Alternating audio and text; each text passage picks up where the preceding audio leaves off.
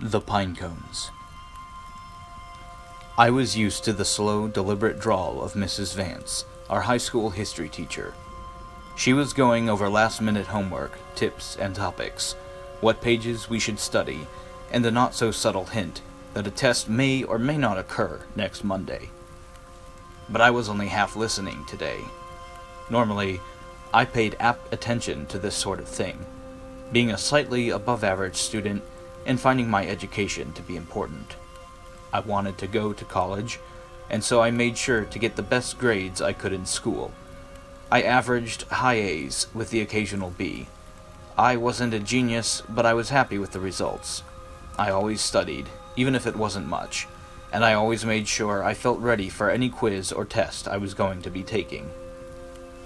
I even retained information well enough to hit good marks on the pop quizzes Mrs. Vance or any of the other teachers would sometimes spring on us. But today, I couldn't focus. I was buzzing with excitement, as I knew my friends were also. I was half listening, half counting down the time until we were out of school and we could rush home, and then to our meeting spot. There was myself, Jaden and his girl Christine, Alex, her girlfriend Emily, and my girlfriend Penny. The six of us had a special hangout spot on the outskirts of town, in the middle of the woods. There was a large concrete basin there, where we could make small fires and drink and smoke, or do whatever it was we wanted to do out of view from prying eyes. It also helped the spot was in the middle of the coniferous forest that surrounded our small town. We met up there almost daily after school, and spent as much time there as we could on the weekends. But today was special. Today we were going to go there and smoke some good weed that Jaden had scored for us. We usually smoked cigarettes, weed being hard to come by. When the occasion arose, we all had our minds set on getting high, drinking, and maybe some fooling around with our partners. It was going to be the perfect Tuesday afternoon and evening. It might seem pretty silly to get so excited about smoking some joints in the middle of the woods, but you have to realize that in our small town with nothing else to do, getting drunk or high was the most exciting thing possible. It also may have been because we were stupid teenagers. When the bell rang, signaling the end of school for the day, the halls flooded with students, and everyone poured outside. I met up with Penny first, and we made our way through the crowds until we found Jaden, Christine, Alex, and Emily waiting by Jaden's truck. He was the only one of us who was 18 and who had his license and a car. The rest of us were 17 and all in the process. Jaden was always designated driver, which meant he drove us around and drank a little less than the rest of us. Again, stupid teenagers. "You kids ready?" Jaden asked with a fake grown-up tone. "You know it, Grandpa," I laughed back, swinging my backpack into the bed of his truck. "All aboard then," he said, hopping into the driver's seat. Christine got in next to him, and the rest of us piled into the bed of the truck. He started the truck, and off we went, down the road and out of town into the woods. About a mile in, he turned off the little dirt side road. It had mostly been overgrown when we first found it, and only since Jaden had started driving his truck down it had we cleared a more substantial path. We pulled up to our spot, and we all got out. I swung my arm around Penny, and we went towards the concrete basin. Alex, the pyro that she was, had rushed ahead and was already getting things prepared for the fire. Jaden was unlocking the lockbox on his truck, and from within he drew out a bottle of whiskey, a pack of cigarettes, and the long-awaited baggie of green bud. Alex opened her school bag and produced a big bag of jerky and a bag of smashed-up chips. Dinner. We all gathered around the fire, sitting on various chairs or objects that we had collected down there over the years. We were already pretty buzzed, and were about to start smoking and eat our snacks. The sun was just starting to set now. We kept the fire burning with sticks, brush, and wood from the surrounding trees. We had a great time, joking and laughing, and when Alex busted out her phone speaker, we danced a bit. Then, As darkness set in, we turned to making out with our partners. Yes, sir. It was a good time. As the night went on, the fire began to slowly die, so I got up to go grab some more fuel. I gave Penny a dramatic farewell kiss, and she smacked my butt, giggling as I walked away. I was wobbly and felt sluggish, being cross-faded out of my mind. I stumbled into the now almost pitch-black trees, and began feeling around for some pieces of wood, bark, or anything that would burn well. I grabbed up all sorts of stuff, including a couple of the massive pine cones that littered the forest floor. I got back to our fire. Jaden and Christine were still slurping on each other's faces, but Alex and Emily weren't there. "They're off finger-banging each other," Penny giggled. Of course, I laughed back.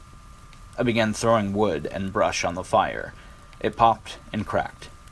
Then, I tossed one of the pine cones onto the flames. It sat for a bit, flames engulfing it as it began to burn. Suddenly, there was a horrid sound. It was like a scream or shriek, the one that sounded like nails being raked across a chalkboard. It was ear-splitting, and we all jumped back in surprise, trying to cover our ears. It was coming from the pine cone I had just set in the fire.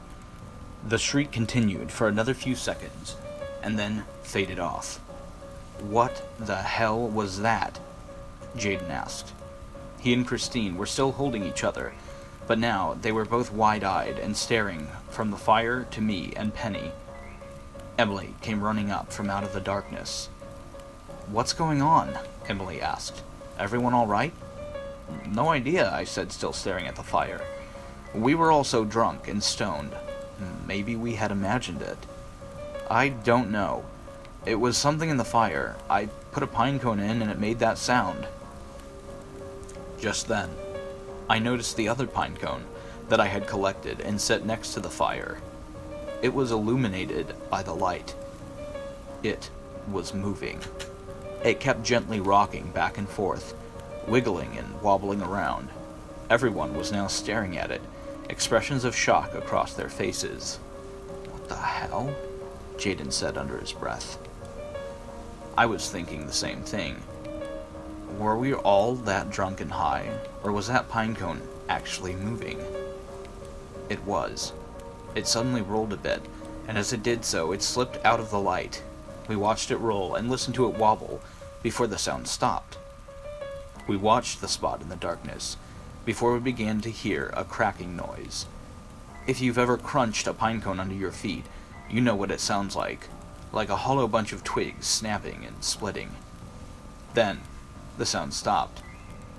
We stood and watched the spot where we had heard it, all frozen out of either fear or shock. I think I was more shocked than scared at that point, but that changed quickly. We then heard strange clicking noises, like the sound of something hard being tapped on the concrete. We listened and watched, and saw something small begin to emerge from the darkness. 2 long, spindly legs came into view. They were gray and fixed into points, each one looking like small daggers. It was followed by a grotesque-looking bulbous body, covered in a sort of silvery gray exoskeleton. 3 beady black eyes centered at the front of the body stared at us. It moved forward more to reveal 2 back legs, equally thin and gray, but jointed at the back like that of a bird. It had 3 cruel-looking claws on each foot. It looked and moved almost like a sort of bug, reminding me uncomfortably of a spider.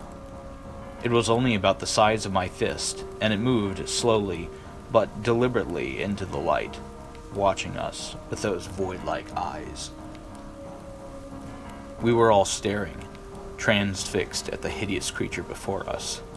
Then, it reared up on its back legs, revealing a small mouth with needle-like teeth on its underbelly, and let out a shriek, much like the one we had heard come from the fire moments earlier.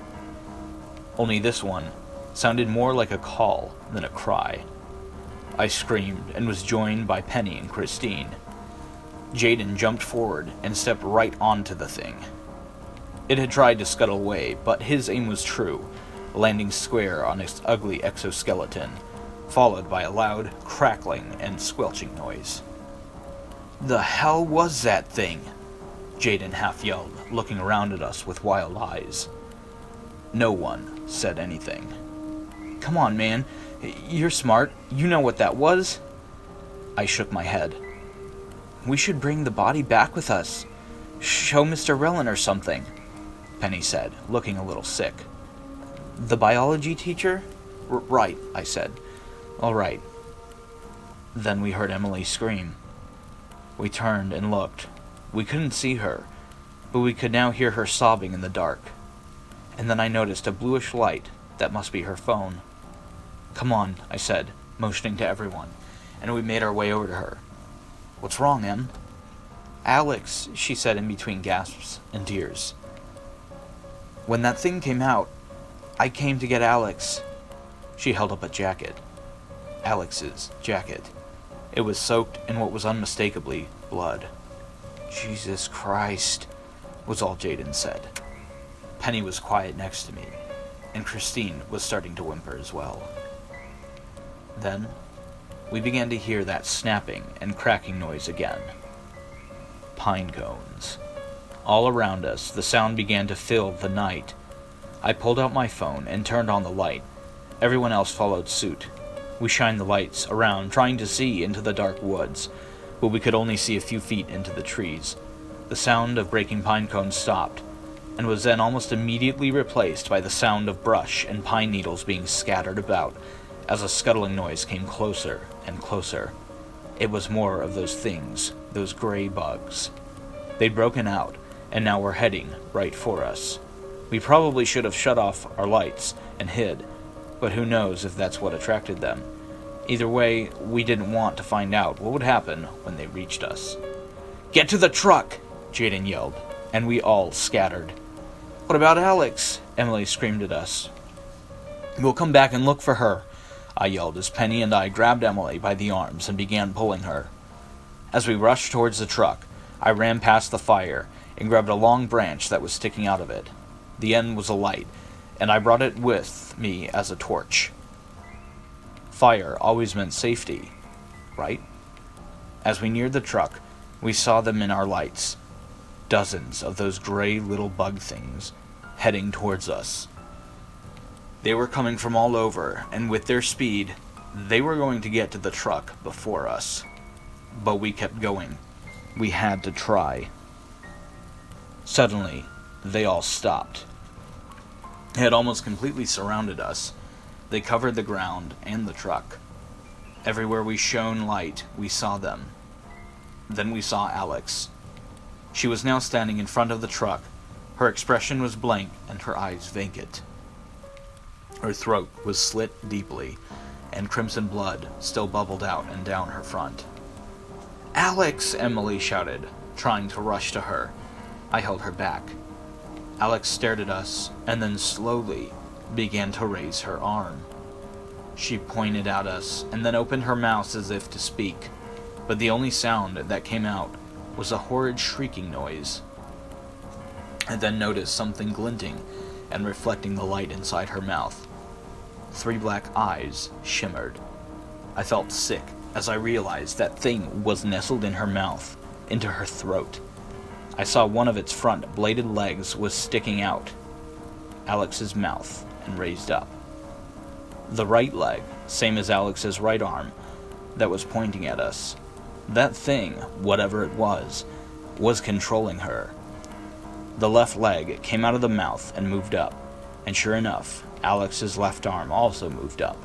She raised both arms into the air and made that horrid shriek even louder than before. And then, to our horror, the mass of gray bugs began to rush towards us once more. I acted fast, doing the only thing I could think of. I let go of Emily and rushed back to the fire, only a few feet away. I grabbed the half-full whiskey bottle and threw it at Alex's body. I then chucked my torch after it. The glass bottle shattered at her feet, whiskey soaking the ground, and the torch landed right near it. Within a second, the ground and then Alex's body was engulfed in flames that continued to grow. The shrieking cry we had heard from the first pinecone pierced the night, and all the other gray bugs stopped in their tracks, their black eyes seeming to take in the flames burning Alex's body and the bug inside her. Then, they decided to go ahead and attack. They scuttled towards us so fast, we almost didn't have time to escape. Penny didn't. As we got to the truck and piled into the front seat, I felt Penny, who had been holding my hand, jerk back. I turned and saw that multiple bugs were now crawling up her legs, and others were stabbing into her with those blade-like front legs, pulling on her and trying to drag her back. I shouted and pulled on her, kicking at any of the bugs I could, but they slowly and strongly began to pull her from my grip. Jaden came to my aid, attempting to help me pull her as well, but to no avail. She was dragged from our arms, and she screamed as the thing swarmed over her. After a few seconds, her screams were cut short as I saw one of the bugs plunge its bladed arm into her neck. Jaden, Christine, Emily, and I were crammed into the truck, breathing heavily and crying silently. We took a brief moment, and then Jaden started the truck. The engine roared, and the headlights turned on, illuminating the forest, which was now crawling with hundreds of those horrid gray bugs. He floored it, and we flew out of there, the wheels crunching and crushing the bugs as we drove over them. The things scurried after us, but by the time we got to the main road, there were no more on our tail. We drove to the edge of town, and then Jaden pulled the car over. "Why are you stopping?" Christine gasped. "What the hell are we gonna do? What do we tell people? What do we tell them?" "We have to go to the police," Emily said in a quivering voice. "Yeah, but tell them what?" "Tell them," I said flatly, "the truth. Tell them what happened. Tell them what's out there. Tell them they're still out there. Tell them we need to burn the pinecones. Hell, maybe the whole forest." "All right," said Jaden. "No one's gonna believe this shit, though." "He's right," Christine agreed. "We have to try," I said. Emily nodded. "All right," Jaden said again, as he began to pull back onto the road. "To the police, then." As we drove into town, I looked in the rear-view mirror of Jaden's pickup truck. Just fading out of the taillights, standing in the middle of the road, was Penny.